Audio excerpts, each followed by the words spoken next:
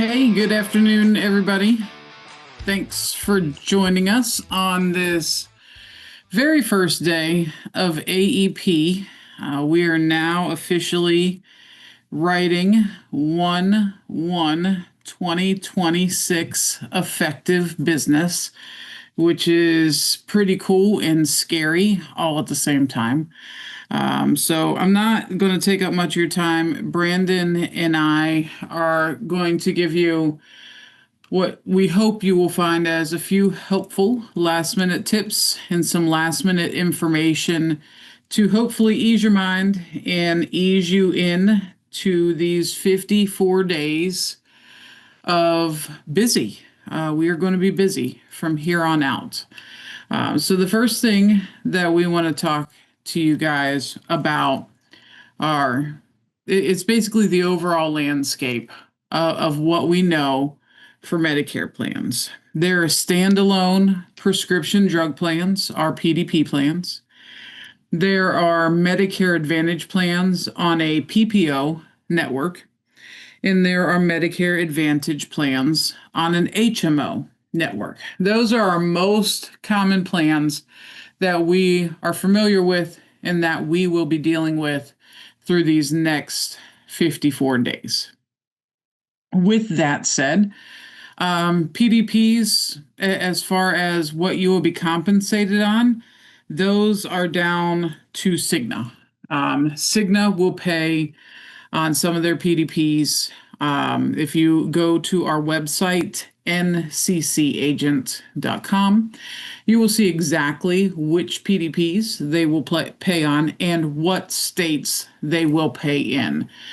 So depending on the states that you are actively selling in, you definitely want to check that list out. But after November 11th, Humana will no longer pay commissions on any of their standalone drug plans, which will leave Cigna out there as the lone wolf, at least so far. The reason for that is just overall cost. The cost of a standalone drug plan and the way they have capped clients' max out of pockets, regardless to the cost of medication they are actually on, is just making those plans hard for carriers to sustain and continue to pay commissions on. So it is not the end of the world. I really want to reiterate that throughout this entire short presentation. When a carrier stops paying commissions, it's to make sure that the carrier can remain sustainable in the long run. The plans that you are seeing commissions being pulled from, namely our standalone drug plans, and our next option here, our PPO plans, they're high cost. They're high loss ratio plans. And in order for carriers to remain in business, they have to stop the bleeding. They just really need to contain costs as much as possible.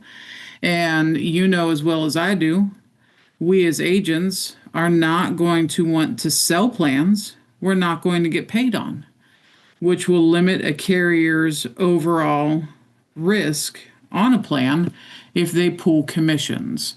So that is really what you see happening. It is not some plight to get rid of the independent agent. It is not a way to do anything other than protect their business and allow them to enter the market with plans that are much more sustainable. And that's where the HMOs are going to become the most highlighted, most sold, and most used plans in the market.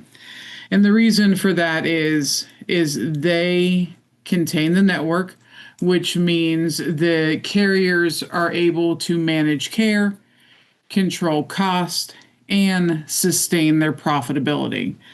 You're going to see carriers making much higher investments, taking HMO plans and making their benefits stronger, and potentially even making the compensation much more noticeable on HMO products. The message from a carrier is very clear. They want the HMO business. With that contained network, they are able to make those plans much more profitable and much more sustainable in the long run. The benefit to you guys is not only continued commissions, but it's lasting plans for your clients. So hopefully moving forward, by 2028, we will have a much more steady market where we're not having to roll entire books of business from one plan to another or from one carrier to another. And you can truly focus on growing your business because the plans that you're placing your clients in, those are going to be plans that are built to sustain that enrollment and to have that cost containment to where the carriers don't have to worry about pulling in and out of markets. So that's the overall hope with these plans. But again, what I want to stress the most is I don't believe, and I don't think there's anybody at NCC that believes any carrier is trying to get rid of the independent agent. We actually think it's the opposite. They're trying to stop the bleeding on plans that were not sustainable, and they're trying to grow their market base in the right manner with plans that are not only sustainable to the carrier, but to the client, and where they can really help them manage their care and focus on the health of themselves, which is the entire purpose of a health plan, of these Medicare Advantage plans. So if I can make you sleep a little bit better tonight, just in knowing that, please get some really good rest because we think we're still going to have a great year. There are always going to be changes, just like last year, just like the year before.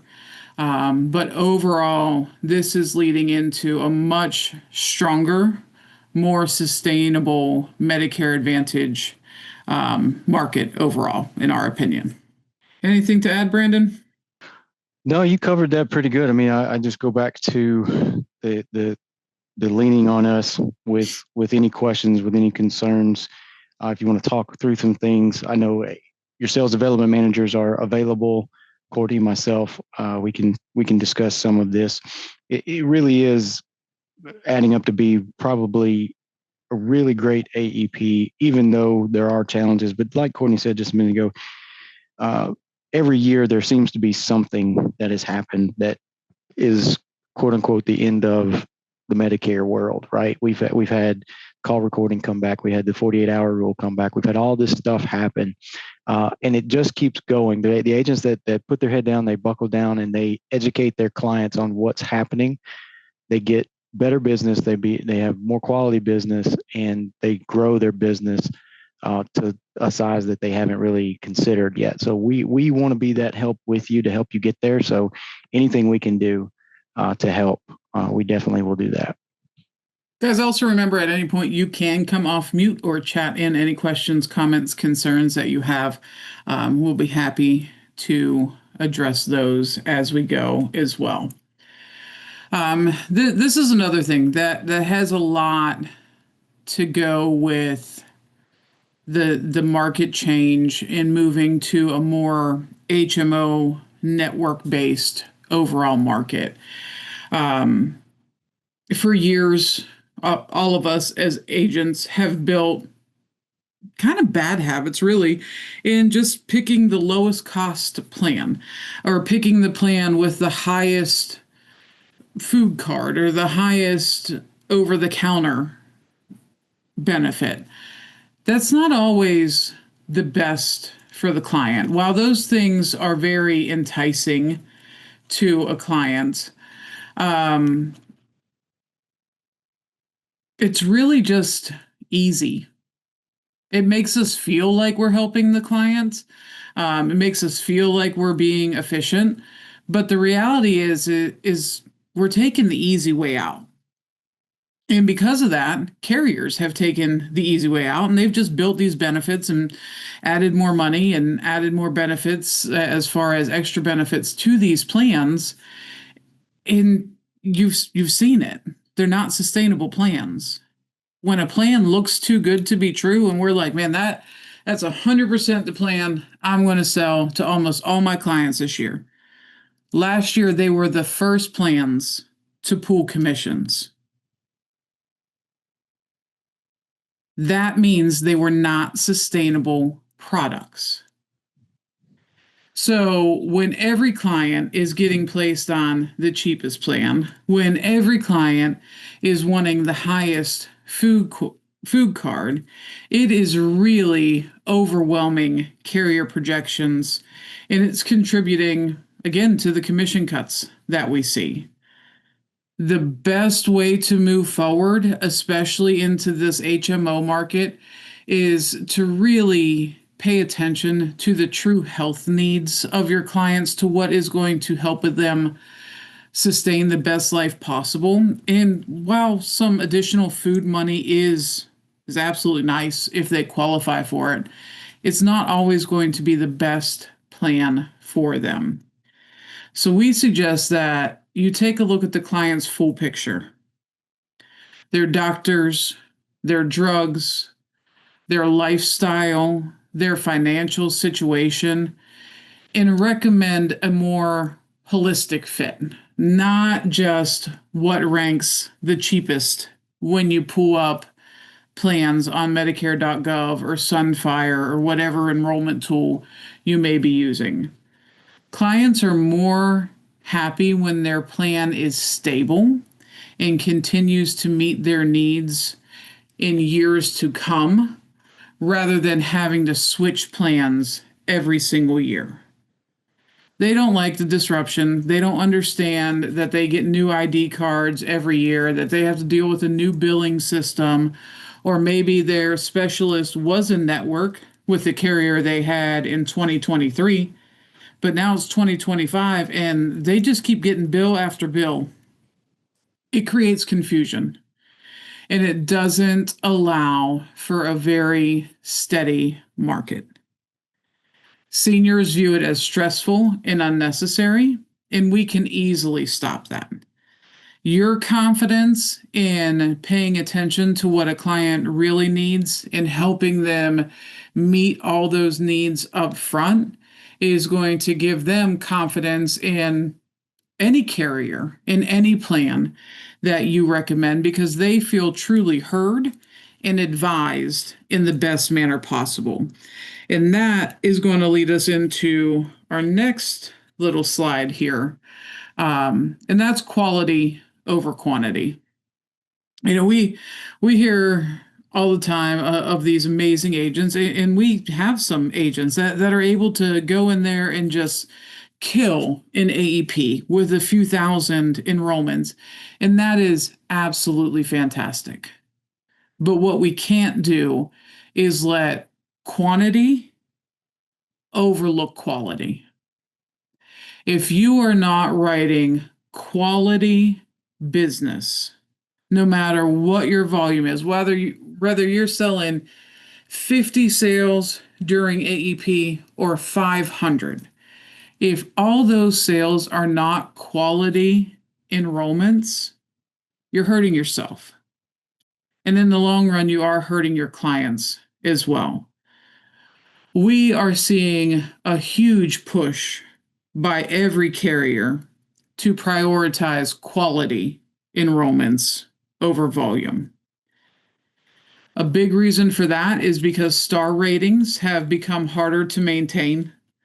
CMS is adjusting risk models, they're tightening rating criteria, the increased scrutiny around complaints and CTMs. They just can't afford to have sloppy enrollments or compliance headaches. Some carriers aren't even asking for agent explanations in every situation. Carriers looking for high quality, accurate, and complete enrollments. A big part of that is taking the time to educate your clients and capture absolutely everything. So what we suggest is that you utilize online enrollment tools, whether that is our Enrollment Central, whether that is the carrier website, or if you're also partnered with a different FMO, if you're using their enrollment tool. It doesn't matter. Use electronic enrollments in place of paper every single time it's possible. It's going to lead to fewer errors, faster processing times, and a lot less compliance risk overall. And that will make your life a lot easier. Please make sure that you are explaining everything to your clients. The smaller things that are kind of buried within the summary of benefits, the Part B drug coinsurance, what it would look like if they were to end up in a skilled nursing home, even the diagnostic imaging costs. Those are higher dollar pain points for somebody. If you don't take the time to go over those and your client gets hit with one of them, they're not going to be happy. Take the additional 15 minutes, really go over the summary of benefits in almost a scrutinous manner with your clients and allow them to ask any questions that they have. I guarantee you that leads to a referral at the end of your appointment because your client's going to feel very comfortable with the plan that you advise them to sign up for. You also want to make sure that every chance you get, you sign them up for the mail order RX consent. You make sure that they have materials that are easily accessible to them, which means if they need large print, then request that. But if they don't, please don't. I remember the large print Reader's Digest that my grandparents used to have in their house. So if you think of a large print explanation of benefits, that is like the size of an old school phone book. Carriers really don't want to print them. They will if your client truly needs them. But if there's not a need, don't make a carrier spend that extra expense. And make sure that you're capturing email addresses, phone numbers, all their demographic information, because if a carrier needs to get in touch with them, that's the way that they're able to reach out, is by the information you provided. So it's very important that you make sure that is correct.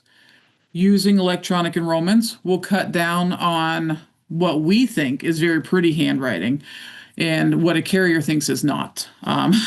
Especially as I get tired throughout the day, my handwriting goes right down the tubes. And I'm sure it's the same with all of you. So those e-enrollments are really going to help us cut down on bad handwriting, misconstrued letters and numbers, and make sure that the carrier does get all the correct demographic information for their clients. Submitting high quality enrollments, as I just defined for you guys, that will reduce your CTMs. It will help carriers increase their star ratings. If you're in an area that has 5-star plans, you should be a very happy individual. And that's typically for the reasons I just outlaid. It's also going to help you guys help the carriers stabilize benefits and long-term commissions. So again, quality over quantity. I'm not telling you to sell less. I'm just telling you to spend more time with each client to make sure you're getting everything correctly. Courtney, one thing I'll say is from the electronic enrollment side of it, in Enrollment Central, so that is our platform is powered by Sunfire, so it is a Sunfire system. The adage has been for years: if there's an asterisk, it's required. Everything else you can skip.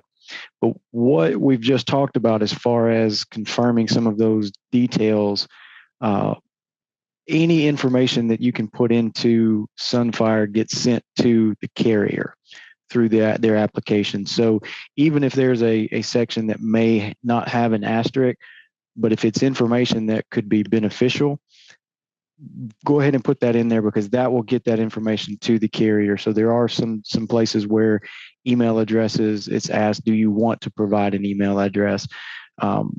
to Courtney's point, that's the way that they'll be able to get a hold of them. That's how we would sell them, providing that information to us to put into that application. Is if the carrier needs to get a hold of you, they're going to reach out via email or via phone number. Let me put that in here for you. So that type of information is there. Don't skip anything really. To Courtney's point, as much information as you can put in.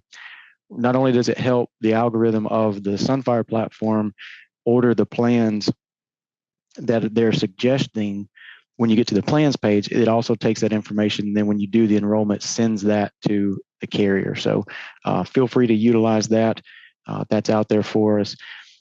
At this moment, on Sunfire, also Medicare.gov, CMS has delayed some of the information for 2026. So we are noticing some of the filters that are on Sunfire are affected because that data has not been provided. So things like Part B give back, that it can be affected at this moment. They're hoping to get that information out shortly. We're hoping CMS provides that information soon, but we all know the status of where we are right now with the whole government shutdown.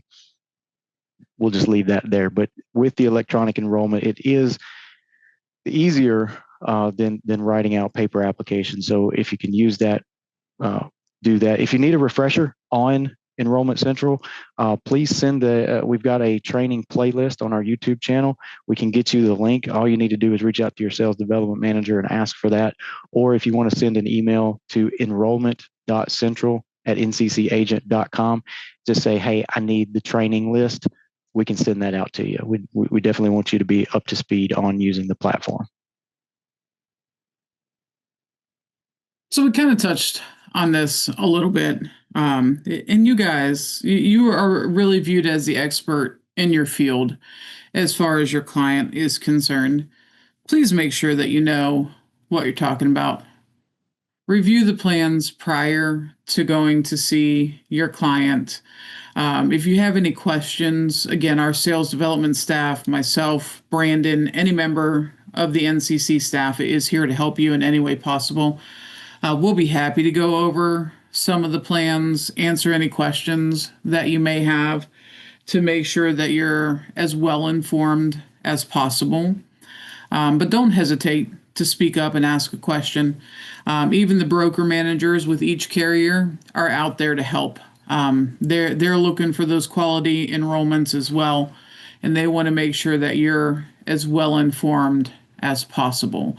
So while you don't have to study for hours on end, please just make sure that you know what you're representing, that you are contracted, certified, and ready to sell with each carrier before you go out to an appointment.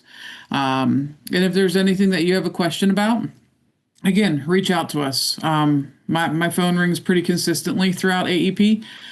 For some reason you can't get in touch with me, send me a text or reach out to another member of our staff. Again, we're very much here to help you. We want to make your life as easy as possible so that you can educate your clients to make the best decision possible.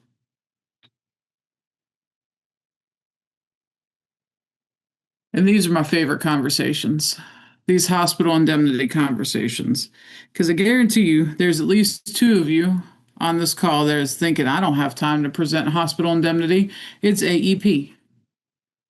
You do. It's quick. It's painless. And if you're pre-qualifying your clients, if you're saying, oh, well, that person's never going to want this or they're not going to want to afford that, don't make the decision for them. Let them decide what they want to afford, because a $35 per month premium is a lot more simple for somebody to afford than a $350 hospital copay. Hospital indemnity plans also pay commissions in real time, which means you're going to have steady income throughout AEP.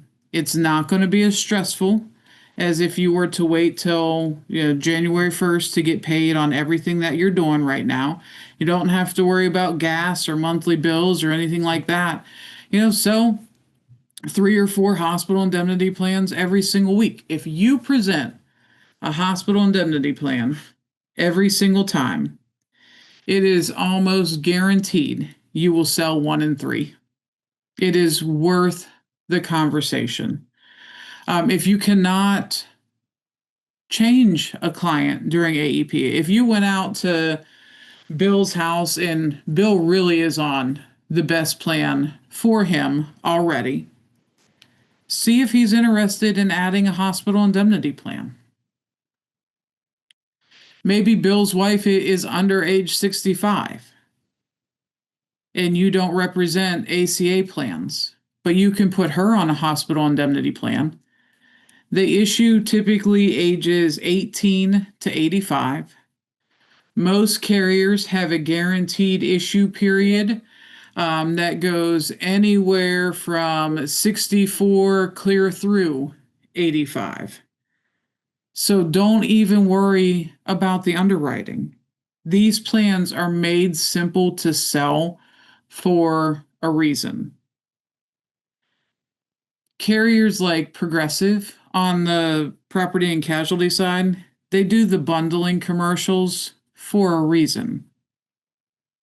It is less likely that a client who has multiple plans in a household, I'm sorry, for an agent who has multiple plans within a household to lose a client.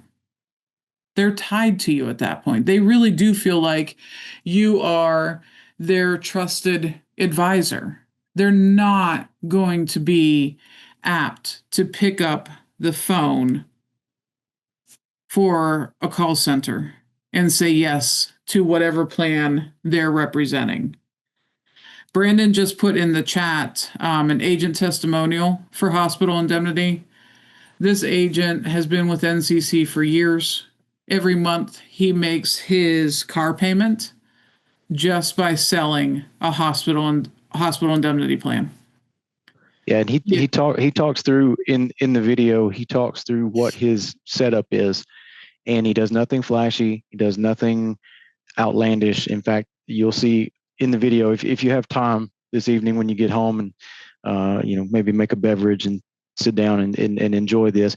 He holds up. He uses a legal pad, and he holds it up to the screen, and he puts what their ambulance copay, what their hospital copay, what they would have to be out of pocket on one side, what the hospital indemnity policy would pay on the other, and he just shows it to them. It's really, of all the agents that I've talked to over the years, talking with Andy was probably the most eye-opening thing that I've been a part of at NCC on the hospital indemnity side, and I've presented with carrier partners that present hospital indemnity all the time, right? So our rep from GTL, our rep from Medico, or they're Wellaby now, but we've done those webinars.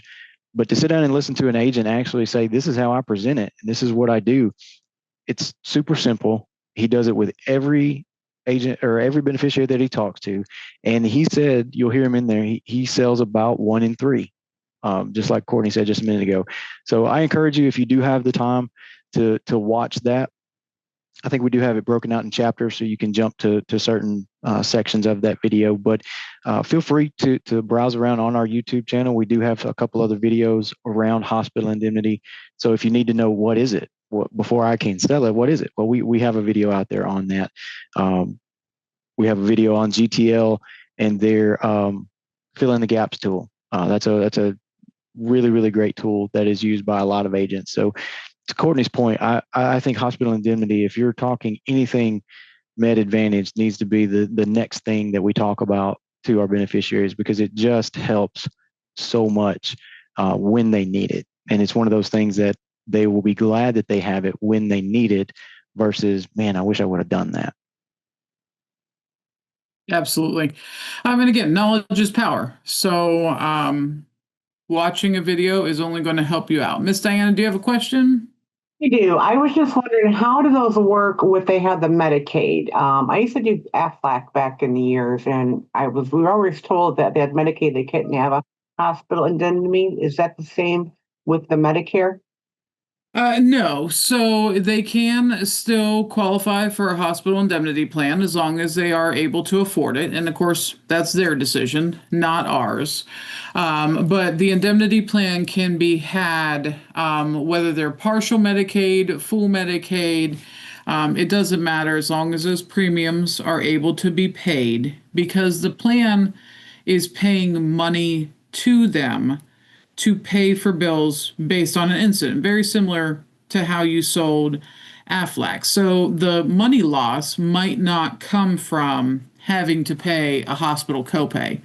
It might come from missing work for a week. And the hospital indemnity plan doesn't care. It's just the event that triggers the release of money for them to use in the best manner that they see fit. Does that make sense? Oh, yeah, yeah. Okay, cool.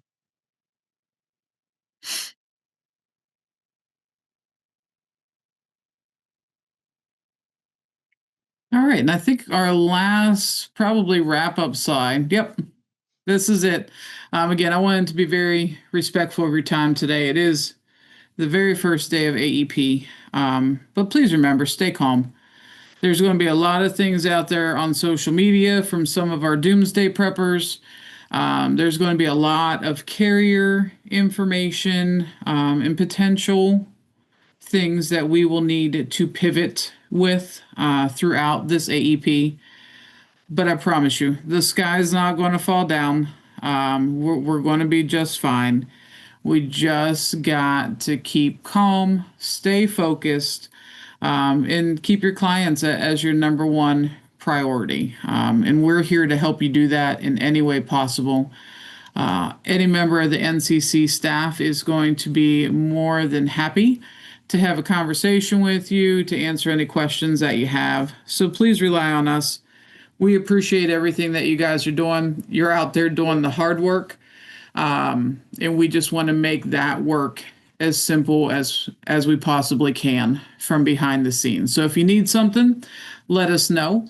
And we'll be calling in to check with you guys throughout AEP. But call, text, email, whatever is easiest for you. And we'll be around. We'll do whatever we can to help you do as much business in a quality manner as we possibly can. I hope you guys have a fantastic AEP, and we will talk to you all soon.